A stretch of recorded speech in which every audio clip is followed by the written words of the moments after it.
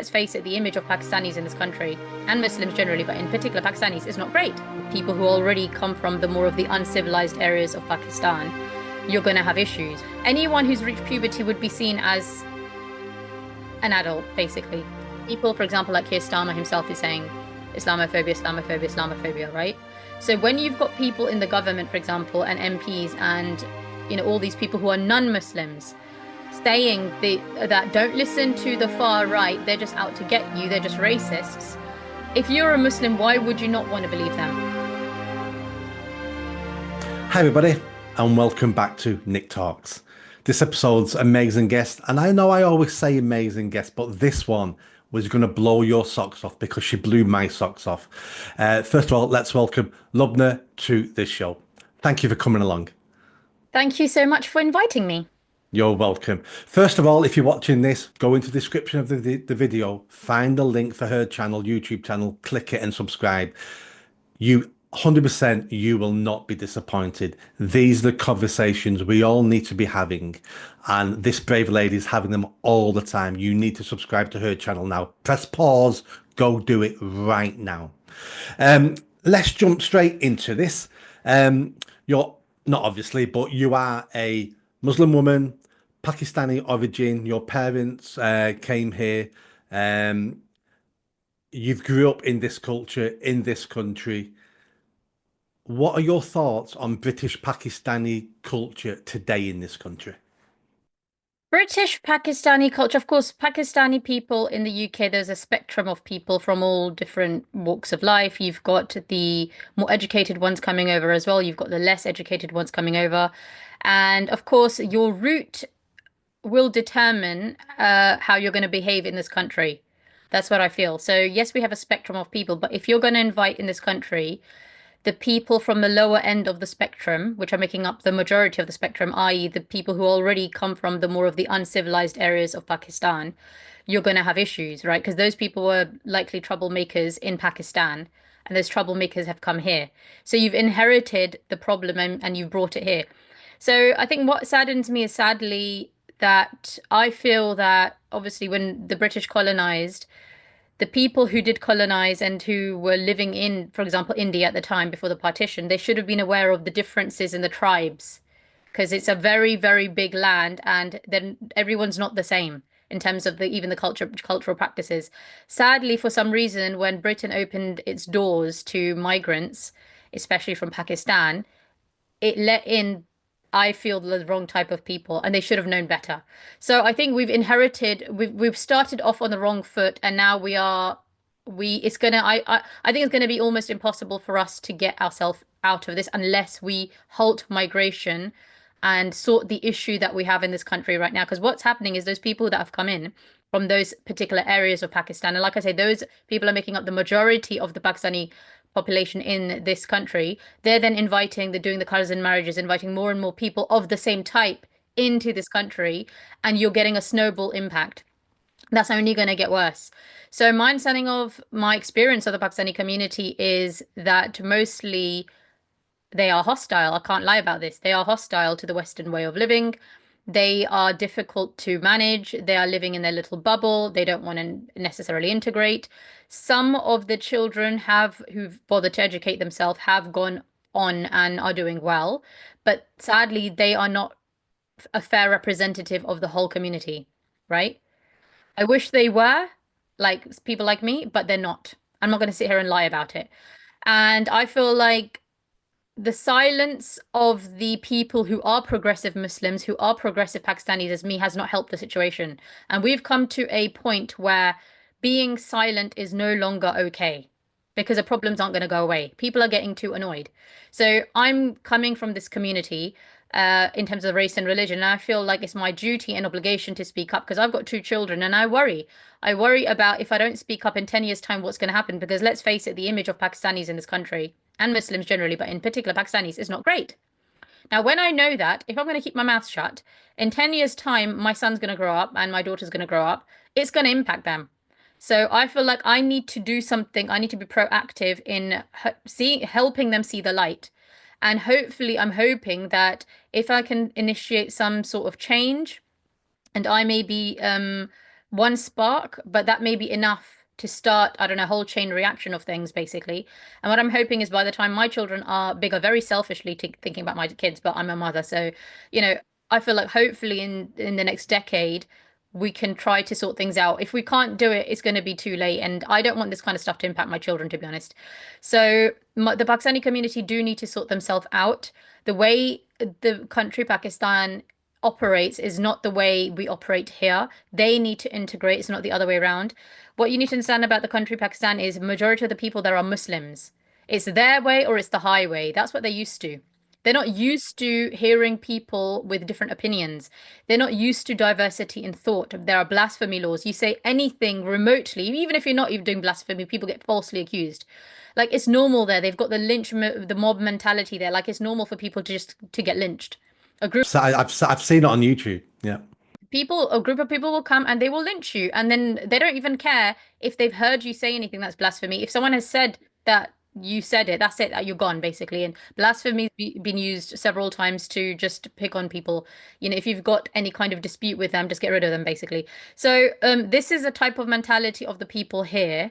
And yes, in Pakistan, you know, ch anyone who under the anyone who's reached puberty would be seen as an adult, basically.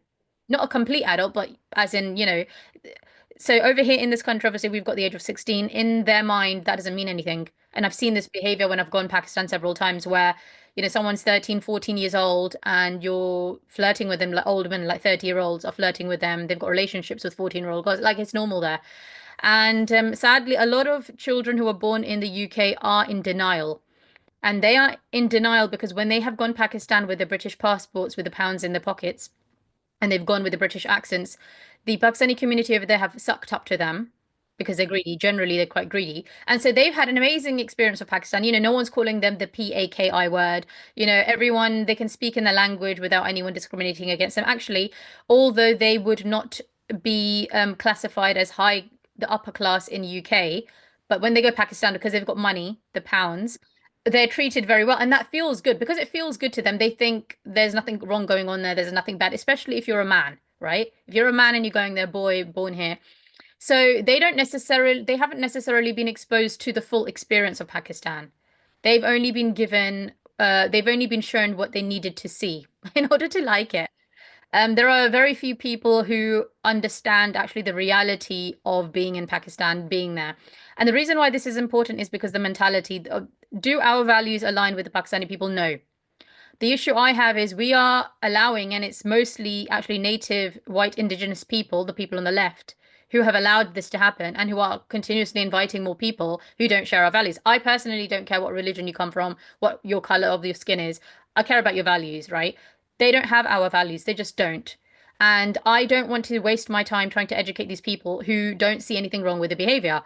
And the way they try to justify it is that, oh, you know, they use the left-wing narrative to help justify and continue their behavior. So then I feel like, okay, they do have a point, right? Who's really to blame then? Is it the white indigenous population on the left who's allowing this, right? Because they're still in the majority, or is it the Pakistani people? So I feel like we've set ourselves up for this to happen to us. We're setting ourselves up to be exploited, and there will be predators out there who come from uncivilized backgrounds who are going to take advantage. And this is a circular thing that we're just going around and around. So I feel like if we keep doing the same thing, it's a sign of madness. Let's try something different. We need people from the community like myself from speak up to show other people, look, it's okay. You know, okay, you're blaming someone who's white to being racist toward you. Why am I racist? You know, I'm the same race as you. So if you can't listen to them and you're playing the victim card and Islamophobia card and racism card, here I am, at least listen to me, right? I don't want to harm, I don't want the community to be harmed. I want what, you know, good for you guys because I'm part of the community in terms of race and religion. So I'm hoping that if they don't hear someone who is of a differing race and religion, at least they'll try to listen to someone like me. And if they're not willing to listen to me as well, then God help us all, I would say. Yeah, no, absolutely. Let's jump into one of the issues of the Pakistani community in the UK, and that's the grooming gangs.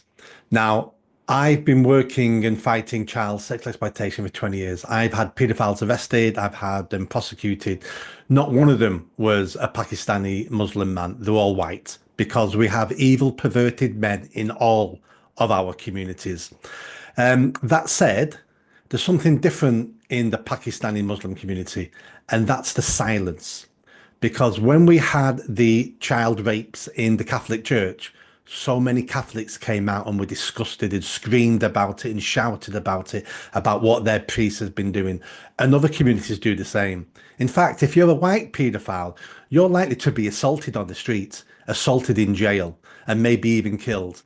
But when it comes to the Pakistani community in the UK, there's silence. And if there's not silence, then there's excuses being made for those men. Why is that happening? I think that's happening because that's the easiest thing to do. And most Muslims, when you speak to Muslims, they'll say, "Oh, it's a Pakistani problem. Stop calling them Muslims. They're Pakistanis." Because there is beef between Muslims even, right?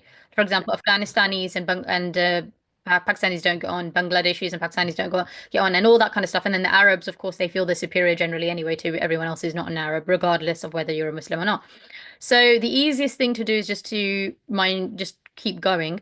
I would say, look, if I speak about myself, when maybe 10 years ago when I first heard about this kind of stuff, why did I not speak up is because I literally felt it's got nothing to do with me. I was disgusted, of course. Oh my God, this disgusting Pakistani grooming gang. But in all reality, I've never gone to these locations, Rotherham and these types of places. Like I don't know anyone from there. So I didn't automatically feel as if, oh, I need to come out and say something because I was like, oh my God, that's disgusting. And then I just moved on and I continued with my life. I went to work, came back, watched Netflix, and just that's what people do. They don't necessarily want to just get involved with this. However, of course, the more of course, I'm aging, and I am a bit more news aware, and also I'm more socially aware in terms of the impact. I'm a mother now. That's another change from 10 years ago. And I am thinking about the future and I'm quite mindful of what's going on basically in this country and the image that people have because like I said, I don't want all of this bad stuff to impact my children. So I'm someone who has what you would call the right wing, well, not you, but what the left would call the right wing, the far right channels. I'm one of the people who actually bothered to go and okay, listen to actually what are these channels saying? I've been told these people are trying to discriminate against people like me. Like, is that the case? Let me find out. And then I've read the comments. I read the comment section to get a feel of what are people feeling. I listen to the videos and I've been doing that for a long time now to understand actually this is what they're feeling and this is what we're being told basically. So but most Muslims, most Pakistanis don't do that because of several reasons. There's a lot of propaganda. People, for example, like Keir Starmer himself is saying Islamophobia, Islamophobia, Islamophobia, right? So when you've got people in the government, for example, and MPs and all these people who are non-Muslims saying that don't listen to the far right, they're just out to get you, they're just racists. If you're a Muslim, why would you not want to believe them? Because in your mind, you're like, I don't know these pedophiles. They've got nothing to do with me. I've never even been to their town. Actually, they've got a point. Like, why am I being discriminated against? So I feel like, again, it will be down to a mixture of things. But when you've got the mainstream media who's not talking about it in the same way that YouTube reporters are, channels are, and not everyone's watching the same videos that you and I are watching, right? Because the algorithms, it depends on what videos you're getting. We're getting all different types of information. The mainstream media that you should be relying on, the narrative more is a left-wing narrative, I would say. And if I speak about Pakistan, the country, most people even living here who have come from Pakistan, they don't even watch the Western news. They're more concerned about what's happening in Pakistan. They watch Pakistani news channels in Urdu. The Pakistani news channels don't talk about any of this stuff. When they do talk about Pakistanis in UK, they talk about the same victimhood card. Like, for example, what happened in the Manchester airport with the two guys who punched basically female police officers. What the Pakistani media said is, "Oh my God, look how poorly we're being treated in UK, and we have no respect." They didn't actually talk anything about the fact that they punched police officers, and you can't do that kind of stuff. So you've got a community of people who aren't watching the mainstream media. Those who are, the mainstream media is mostly leftist propaganda and most people just want to continue with their lives. And I would say the kind of excuses that I've heard, for example, there are people in even on Twitter that I've heard who would say, "Oh my God, of course the rapists were bad and it's disgusting and this and that, but it's nothing to do with Islam because what these guys did is drinking alcohol and drugs. This is not Islamic and stuff, and they weren't doing it because of Islam." They were just pedophiles who took advantage. And, we've got the system failed the girls, the police, the social services, of course, as an apparent cover up with the MPs and stuff. And not all of these people were Muslim. So you've got a network of people, it seems, where non-Muslim people have also helped these perpetrators, and that is true as well, and we do need to tackle the bigger issue. But I think with these particular communities, I feel like there are some towns, it feels to me, and I've never gone there and never want to go there, like Rotherham, that have, it seems to me, become hellholes. Like what's happened there is like it's almost like a world within a world. Something's happened in these places that have something, it's gone very, very wrong, basically. And apparently, it was so common and it became fashionable in some of these areas where a younger child basically would have an older Asian guy as a boyfriend. And this was like fashion, basically. This was common in those areas. And I'm thinking, how the hell did it get to that stage? Now, the other issue with the Pakistani community is they're in their little echo chambers. And when some of these groomers have been convicted, they have themselves spoken about religious reasons and cultural reasons why they thought it was okay. And this is what I tried telling the Muslims is tell you can't accuse other people of citing your religion as one of the reasons when the perpetrators themselves said that the religion is the reason why they thought it was okay. So it's just round in circles, to be honest, in this kind of stuff. I think the Pakistani community in general, I feel like the first victims of the Pakistani men who are the groomers, misogynists, are the Pakistani women because they have been brainwashed into accepting misogyny. They will not have the confidence to come out. They won't even know what their men are doing, let's be honest. Even if they think their men are doing something outside of the home, they won't necessarily assume that they're doing it with children. And they're not going to be told. And even if they knew, they wouldn't have the confidence, a lot of these ladies, to go to anyone, especially when you've got the police and social services involved. I mean, go to who? Go to who? Who should they go to? Where would they go? Who's going to save them? So I think there are a lot of failures. And even like I've been questioning myself, like what more can I do apart from my YouTube channel and saying it's wrong? What more can I do? If you've got Keir Starmer more concerned about Islamophobia, when you've got even Muslims saying let's do an inquiry, and we've got white indigenous people on the left side of the spectrum who don't want it, who's really to blame then? So I think like and also I would say the stats have also been very confusing. If you hear the left-wing media, they'll say, oh, but the Pakistani groomers are the percentage is in proportion to the population. But if you hear the more right, what is known as a right wing, they would say, no, no, no, actually, you need to focus on the particular category that we're picking on. But then if you hear the left wing, they'll say, yeah, but you're picking on that category because Pakistanis are higher, and you just want to pick on them. And we're going round. It's like a tennis match, basically, back and forth, back and forth. I don't care what excuses people are giving. I want to save children, and I want to save all children, regardless of the race and religion of the perpetrator or the victim. My issue with with the Pakistani community is generally what I have personally heard a lot of these people say is when you speak about the Pakistani grooming gangs, the first thing that comes out of their mind, out of their mouth is, oh, but these girls were wearing short skirts and you know how Western women are dressed. That what has personally pissed me off. Really pissed me off. And I've seen this in a lot of the Twitter posts as well by Muslim people in the media who are Muslim, whether that's Mohammed Hijab or other people like him, and where one person he actually said, "Oh, okay, if we're going to talk about the groomers, how many women are prostitutes that are white Christians versus Muslims, Pakistanis in UK?" You know, so why would you want to say this kind of stuff? Because then that's the kind of stuff that annoys me. Because when you've got people in the media who are acting as if they're representing the rest of us, even if they're not, and they're talking stuff that is hindering, is making us look complicit, actually, that in all of this stuff. I'm like, I'm not going to put up with this. So we've got one person saying that Mohammed hijab. We've got another person who was saying, oh, white girls, white culture, Western culture is very, white girls are very forward. They're very forward. Why are you saying that when this whole drama is happening, this whole scandal, and Pakistani people are being looked at in a very bad way, and they have been looked at in a very bad way for a long time? Why would you come out at this point in time and talk about Western culture and Western women and how they're not dressed and this and that? I mean, this is the kind of stuff that makes it worse. Okay. And so I do hold these representatives, I blame them completely. They are part of the problem. They're not solving the issue. They keep playing the victim card, victim card, victim card.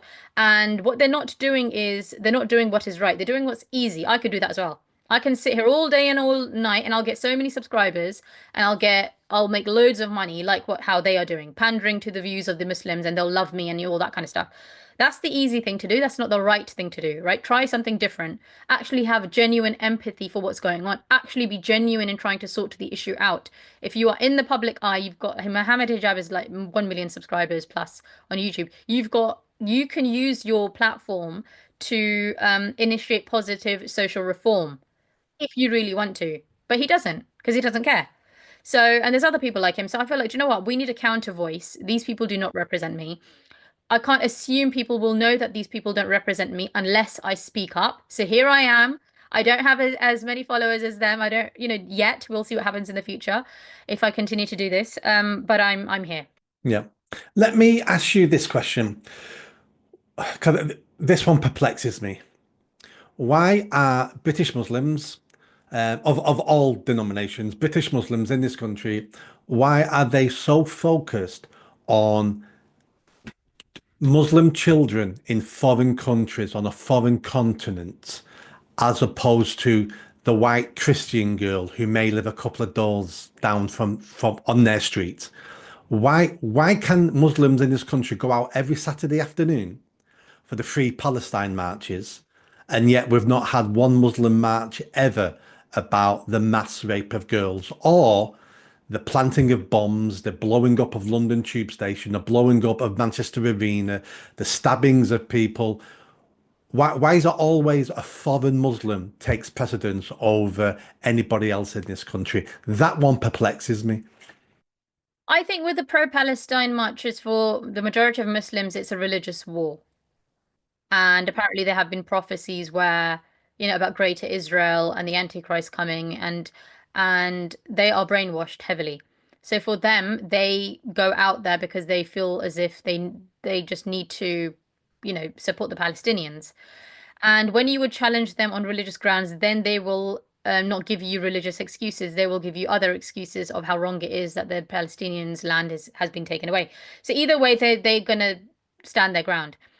The majority of people, I must say, in the pro-Palestine marches, from what I've observed, again, are non-Muslims. It's the people on the left again, right? So, and a lot of them have actually, even speaking to Paul Thorpe, it's a lot of those kind of people who are leading these marches and things in the first place. Um, what and the other thing, the biggest thing about the Muslims is when you speak about the terrorist attacks, a lot of Muslims don't believe Muslims have done these attacks. They're paranoid. They feel like they're into basically conspiracy theories. Any attack that's done, the Jewish, Are you talking about British Muslims here? yeah, they're Wow, paranoid I've not heard generally. this before. They don't. I've never met a single Muslim who believes 9/11 was done by Muslims. There's not a single Muslim I have ever met in my whole entire life, who has ever believed that 9/11 was done by Muslims. They believe it was an inside job. They believe the Jewish state, Israel, did this with America. They don't accept responsibility. The same thing they say about what happened in the London bombings. And most other attacks they say it's the Jewish state, it's them lot are trying to make Muslims look bad and they are planting they're planting these people and so the first thing is they're not accepting any responsibility at all. So because you need to accept responsibility to say and then expect someone to actually go out and say this is wrong, but they're not even accepting the responsibility. That's the truth. They don't believe it. They're very, very paranoid. They're into conspiracy theories. And this is what I try to question them on my channel. Like, come on, you're saying Muslims do no wrong. Really? Really? Are Muslims really that perfect? Come on. So I feel like, sadly, this myth of peaceful Muslims, and I've spoken about this on my channel, is the peaceful Muslims don't matter, actually. It's a red herring. Peaceful Muslims this, peaceful Muslims that. I mean, if you're going to be silent, you might as well not be there. Like you're as good as not being there. You only matter when you speak up and you condemn the bad stuff. And I feel like the peaceful Muslims have failed to keep their extremists in check for 1,400 plus years. Why should we expect them to get a grip on the extremists now? Right? And sadly, I would say that a lot of people who would classify themselves as peaceful Muslims secretly support the extremists. They have some kind of sympathy for this person. you know? It's not, they don't necessarily feel the anger that they should be feeling and the disgust. There would be some part of them who feels, okay, do you know what? Britain, for example, bombed Afghanistan and Iraq with America. So they deserve it, right? Even though if they think about it, they're British themselves, they're born here. But in their mind, when they're thinking of British, they're thinking of the 100 years ago British, the white British who colonized India, Pakistan, for example. They keep thinking of that image of British people, Britain, English people. And they completely forget they're born here, like they're here, they're British, they've got the citizenship.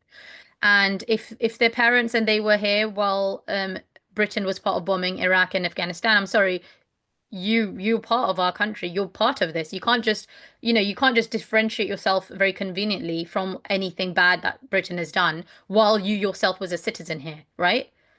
So they keep playing these games. I do agree with the part that I do feel I do feel Britain should not interfere in the Middle East, the country that I live in and that I love. We do interfere too much, and but that doesn't mean, oh, I'm happy for people to like kill us. That's just stupid and that's ridiculous. But I do feel we do need to stop interfering because what's happening is each time we interfere in their countries and we ruin the infrastructure, those people then get an excuse to come here. And our politicians, because they don't want to end up in jail like Tony Blair after what they've done, they open the borders deliberately so that they stay out of jail. So okay, we bombed you. Now we're going to open the borders for you guys so I don't go to jail, but then this country's getting screwed up. The same thing sadly has happened in Pakistan as well, where the Pakistani citizens, they want Imran Khan, for example, as their prime minister. But it is the puppet government that America and Britain working together have put in place. Nawaz Sharif and all those people, that those people are the corrupt politicians that are doing nothing for Pakistan. So then this perpetual cycle where the Pakistanis in Britain do have a soft spot for the Pakistanis because they're thinking, do you know what? Britain and America are ruining our heritage country. They're putting puppet governments in, keep interfering in our country, and therefore we can't progress. We can't progress. They have radicalized us themselves to use us as their what do you call that term? I Proxy can't think of war. it. Proxy wars to do the proxy wars. So it's fair game. We're going to come here. We're going to do whatever the hell we want. And this is the thing. There's a perpetual cycle of lots of issues. There's not one thing. And I do understand that, but that's why also when I try to speak, I do try to keep it balanced, right? As possible. But I think it's a politics is a very dirty game anyway, right? And sadly, we do have politicians that are not concerned about this country, and they're not concerned about other people's countries either. I don't know what these people are doing. To be honest, I don't even know who's running the country. Like, is Keir Starmer really running the country? Do we have a deep state? Are they really pulling the strings? Like, what the hell's going on? So I think there's lots of issues that we need to address if we to sort it out properly. Yeah, I agree. I think we need to stop meddling in other people's countries. We definitely should stop invading them and bombing them and changing their leaders. We need to leave them alone, even if they get worse because we've left them alone. That's fine. Because when we involve ourselves, no one ever thanks us. We overthrow dictators. No one ever thanks us. So, and it just makes things worse for us. So we need to leave other countries alone so they can develop the way they want to develop without that interference. Completely agree there. One of the points you made, I'll just recap that before I ask you my last question. So the recap would be part of the problem we have is we've got left-wing white politicians and the woke left in this country inviting these problems in and then supporting these people to live a lifestyle that's not compatible with the UK. So how do we expect these new immigrants to change and to integrate and assimilate when we've got half the country telling them stay exactly the way you are, you're perfect the way you are? So how do we expect these people to change and integrate into the problem? My last question is this. Is there any feeling within the Muslim community and the Pakistani Muslim community that if things don't change, there's going to be a backlash? The UK is a very tolerant country, but every country has a breaking point. And some of the conversations I've heard people have, and some of the rhetoric now against the Pakistani Muslim community and the Muslim community in general, are getting nastier and nastier. and we need to avoid mass violence. Do the Pakistani community feel this? And are they feeling it? And is that making them more insular? So obviously I only speak for myself and the people that I know, and I definitely don't represent all Pakistanis in this country or all Muslims. So I will give my opinion based on what I feel. I don't think so, really. I haven't felt anything where anyone feels they need to change or do anything differently. Again, they're very much in the victim card mentality. I think that I do have a little bit of reassurance because from my own YouTube channel, the people that comment underneath my videos who come from this background are saying how I have inspired them. And and some of them secretly agreed with me before, but they never found a role model like me to to go to. They didn't even know I existed. And so they do support me. They're like, oh my God, do you know what? I was feeling that and there's no one saying that, and I thought I'm the only one. So I would say not at this point in time to the extent I would like, but I'm hoping that positive social reform will start and I will be part of that basically. And I will inspire other people to understand the issue. For example, obviously, when there's an issue, there's different ways of solving it. You can either just take the back seat and just watch the show, which is what most people are doing, especially Muslims and Pakistanis, or you can proactively try to deal with the issue. So what I'm proposing is we'd be more proactive in dealing with the issue instead of just dismissing and not acknowledging people's complaints. I think the biggest issue we have is the Muslims and Pakistanis in particular have failed to acknowledge and address people's complaints about them.